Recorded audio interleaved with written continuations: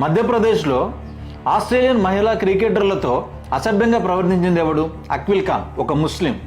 ఆ తర్వాత హైదరాబాద్లో చైతన్య కుమార్ అన్న ఒక డీసీపీ పైన లేటెస్ట్గా కత్తితో దాడి చేసింది ఎవడు?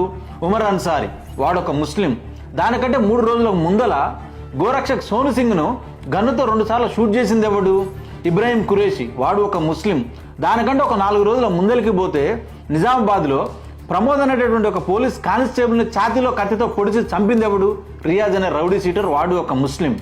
వీళ్ళు ఇలా చేయడానికి కారణం ఎవరో తెలుసా? ఒకసారి ఇది చూడండి. ఈ కేటీఆర్ పక్కన ఉన్న వీడి పేరు సల్మాన్. వీడి మీద 26 కేసులు ఉన్నాయి. ఒకటి. రెండవది, వీడి ఈ ఓవైసీ యొక్క ఫేమస్ డైలాగ్ ఏదైతే ఉందో, 15 నిమిషాలు మాకు సమయం ఇస్తే ఈ దేశంలో హిందువులు లేకుండా చేస్తామనే డైలాగ్ని వీడు చాలా వ్యంగ్యంగా పబ్లిక్ స్పీచ్లో వాడుతుంటాడు.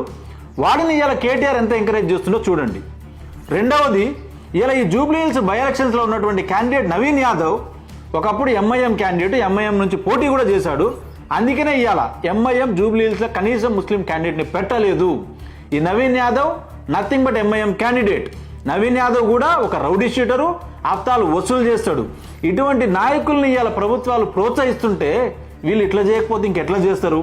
ఇదొక విషయం. అయితే ఇంకా దరిద్రమైన విషయం ఏంటంటే, మన్నాటిలోనే చాలా సూడో సెక్యులర్ గొర్రెలు ఏమంటాయంటే, ఇన్ని దారుణాలు జరుగుతున్నా కూడా, ఇన్ని ఉన్మాదాలు జరుగుతున్నా కూడా ఇలా ఉగ్రవాదానికి కానీ ఉన్మాదానికి కానీ మతం లేదంటది. ఇంకా ఎన్ని దారుణాలు జరిగితే మనం మారుతాం, ఇంకా ఎన్ని దారుణాలు జరిగితే మనలో చైతన్యం, ఐకమత్యం వస్తాయి. ఒకసారి ఆలోచించండి.